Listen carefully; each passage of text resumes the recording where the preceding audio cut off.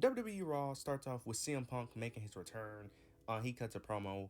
He starts off the promo mentioning he started mentioning fans. He mentioning that fans think that he doesn't have much left in the tank, but he says that he has a lot left to give to the business. Then he ends up mentioning bad blood. It ends up mentioning that the feud with him and Drew McIntyre won't end. It only is going to end in one way, and that's being at bad blood. And then he mentions how many Hell in a Cell matches does he really have to give at his current state, and he says zero. And he ends up saying that his family, his sister, his wife told him not to do the match, but he says that he has to do the match because the only way that the feud is ever going to end is in Hell in a Cell. Then he ends up saying that he's going to make sure that Drew McIntyre bleeds, and that if Drew McIntyre wants to win at Bad Blood, he's going to have to end CM Punk. And CM Punk ended up saying that he's ready to end it in order, he's ready to end it for this feud. This was a good promo. This was a really solid promo. Drew McIntyre makes his appearance next week on Raw, so he's going to come back and, cut a promo against Punk. This is great. Good, solid promo. Got straight to the point. Well, it did stall for a bit, but overall, it really got good towards the end. Good, solid promo to build up towards Bad Blood. I can't wait for that Hell in a Cell match. I'm just excited for that match. I just can't wait.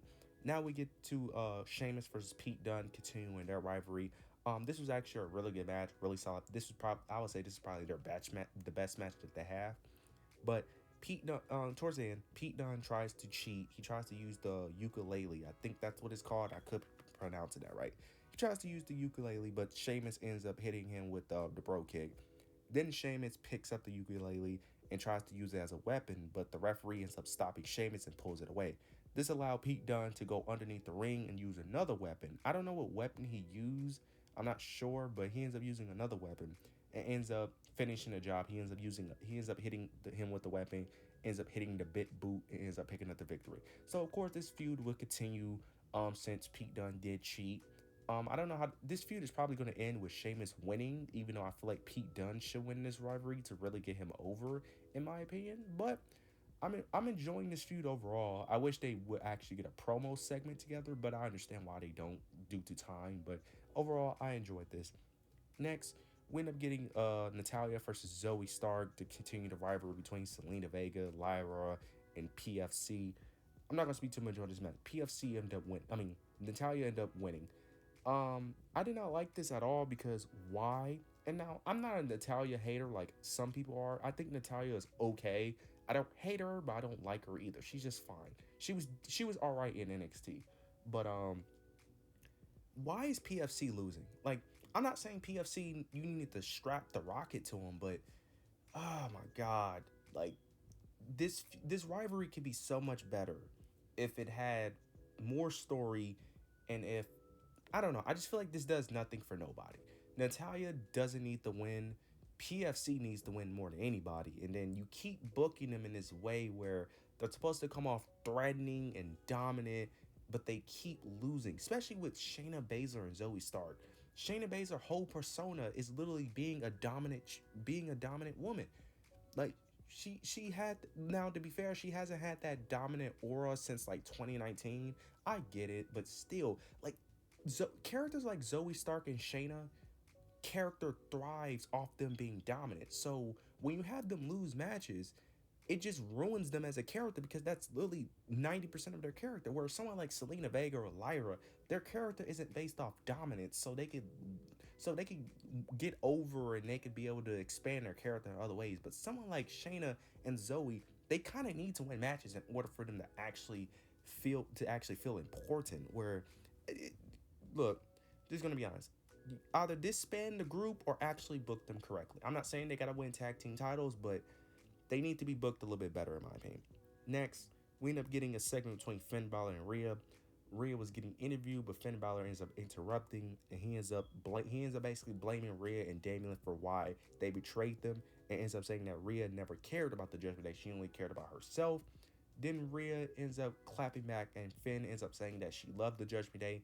All she tried to do was ever help them. She constantly gave them opportunity after opportunity to win championship gold, and she constantly helped them over and over again.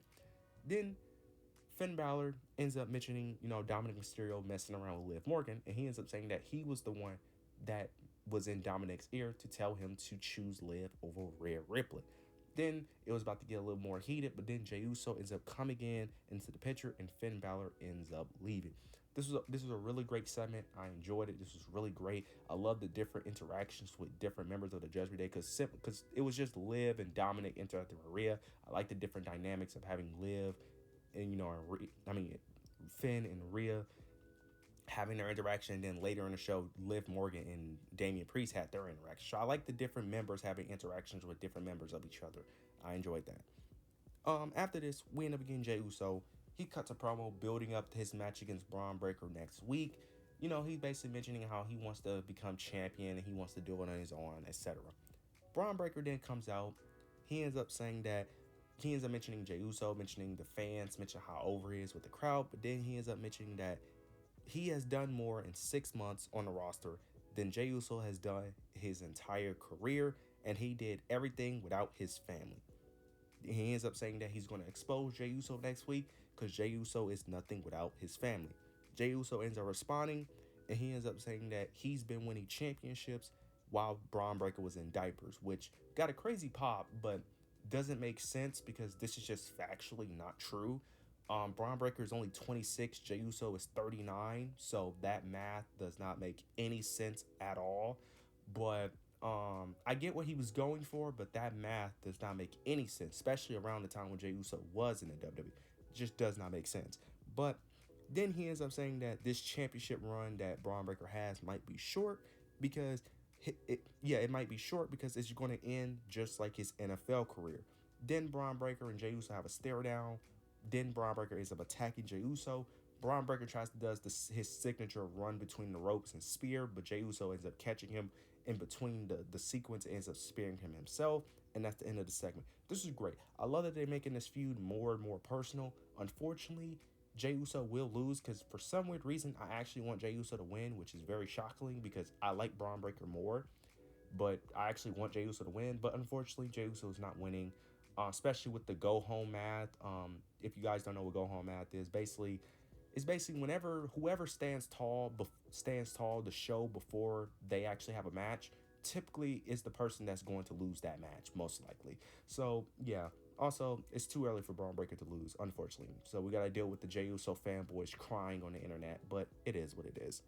Now we end up getting the New Day versus the Judgment Day, and man, I prayed so much for the New Day to actually win this match, but I already knew the Judgment Day was not going to lose. The Judgment Day, of course, ends up coming out, the rest of the members with Liv, Dom, and Carlito. Then the LWO ends up coming out to help the New Day. Then out of nowhere, Kofi Kingston ends up diving on everyone while they was brawling on the outside. Xavier Woods ends up taking advantage. He ends up pinning JD McDonough, but the referee was on the outside distracted and so he didn't get the pin. Xavier Woods, of course, is frustrated, but then this allows Finn Balor and JD McDonough to take advantage, and they end up picking up the victory. After the match, Xavier Woods is frustrated. He's crashing out. He's extremely frustrated, and he ends up telling Kofi Kingston that he's sick and tired of this continuing to happen, and that he says something needs to change. So they're re-teasing the heel turn of Xavier Woods, and then they end up having a segment right after this. They end up having a segment right after this. Woods was crashing out towards the LWO, blaming them for the loss, and Kofi ends up telling Woods that he was the one that told LWO to come help. Woods starts questioning Kofi Kingston, ends up saying that why do we need help? We never needed help before, but why do we need it now? Kofi ends up saying that because we don't have Big E. Things are different. We don't have Big E, so he asks them to help. Woods ends up, questioning Kofi. Does Kofi think they're good enough, that they're not good without Big E? Then he ends up saying that why does the LWO know more about the plan than your own tag partner, and then walks off. This is good. This is really good. I don't know if now I will say this. I'm not the biggest New Day fan. Now to be fair, I wasn't watching wrestling as consistently when the New Day was blowing up, so that's a big reason why. But I am interested in Xavier Woods. Kofi Kingston, not so much, but Xavier Woods have been winning me over these past 2 months with his work. So I am interested in this. I don't know if they should break up, but I don't mind if they do because I don't have the nostalgic or the attachment that some fans do. So I don't mind it at all. But this is very interesting. And I do love the points that Xavier Woods did bring up. him constantly being left out in the dark, not knowing what the plan is, while Kobe just makes all the, makes all the, why am my mind going blank? But he basically takes the charge. He's basically, just making decisions without Xavier, and it makes sense why Xavier had, he's angry with Kobe Kingston. I love this, bro. I really love this. Now we end up getting Bronson Reed versus Braun Strowman. Well, the match didn't even start, to be honest. The bell never rang for the match, but Braun Strowman immediately throws Bronson Reed into the turnbuckle, and the top rope immediately falls apart. The top rope immediately falls apart, so the rest of the match doesn't have a top rope. Then we end up going to the outside. Braun Strowman tries to go for the freight train. Then out of nowhere, Bronson Reed ends up throwing a fan onto Braun Strowman to take him out. Then later in the match, not soon after, Bronson Reed is celebrating towards the barricade, but then Bronson Reed ends up out of nowhere coming in and attacking Bronson Reed through the barricade. Then they both get up, they brawl to the backstage area, fighting. Bronson Reed ends up hitting a tsunami onto Braun Strowman onto a table. But then soon after that, Braun Strowman ends up spearing Bronson Reed through a wall, and that's the end of the match. This was amazing. This is great. This Braun Strowman and Bronson Reed feud has been amazing. The matches have been delivering. It is crazy how much this has been cooking, because when this first happened, I said this had a lot of potential, but I'm worried that this is going to be just not that entertaining. But man, WWE Triple H has been cooking with this feud. This has been amazing. Low key, well, I know it's not going to happen, but bro, this would be amazing for Bad Blood. Like, you guys cannot tell me that this would not hit in a Bad Blood setting. Like, I'm just saying, this would hit in Bad Blood. I know it's not going to happen, but bro, that would be amazing if it could possibly. This was great. This was perfect. This is perfect. Braun Strowman gets his get back. He gets his revenge, but at the same time, this doesn't weaken Bronson Reed, because technically they both was laid out, but that happened the same time. That happened last time too, when Bronson Reed ended up doing the tsunami on top of the car. So it makes both people look strong. Now we end up getting Sami Zayn. He cuts a promo. He basically ends up mentioning what happened last week with Bret Hart and stuff, and mentions how he still wants to be World Heavyweight Champion. Then he ends up mentioning Gunther constantly declining, and mentioning the reason why he's declining is because Gunther is scared. Ludwig comes out, and he ends up saying that Gunther isn't afraid of you, Sami. He's just trying to save you. And then he ends up saying that miracles never happen twice, so enjoy it while it lasts, because it's never going to happen again. Then Sami tries to, basically does the thing where he tries to help someone, where he's trying to like basically have the heel, the subordinate turn on like the top guy, kind of what he did with Otis to a degree with Chad Gable. He ends up saying that I understand Ludwig. He ends up telling him that he understands that Ludwig wants to be his own man, that Ludwig doesn't need Gunther. You guys don't need each other. You can stand on your own 2 feet. He says the reason why you took out Giovanni is because you wanted to prove yourself and you wanted to be your own person, and that you should do that. And that instead of talking for Gunther, you need to start talking for yourself. And it looks like Ludwig was kind of, agreeing with him to a degree, but then Gunther ends up coming out. Then Gunther ends up telling Ludwig that if he has anything to say to him, that now is the time. It looked like Gunther and Ludwig was about to have some tension, but ended up being a trick with Ludwig attacking Sami Zayn. After this, they did have Sami Zayn make a comeback, which was stupid because the way they did it was very poorly, in my opinion. I feel like they should have just had Sami Zayn laid out, in my opinion. But this is the build-up, of course, Gunther to Sami. This is a good overall segment. I'm excited for the match when it happens, but I kind of don't want the match to happen because, look, I love Gunther, but my only issue with Gunther is that he's damn near unbeatable. The problem with that is you need to have someone who can beat him, and Sami Zayn is a good option to keep in order for you to eventually dethrone him, because I don't think Gunther should have this thing where he can beat every person. Like, someone should be someone's kryptonite, if that makes sense. Like, Roman's kryptonite is Seth Rollins and Cody Rhodes.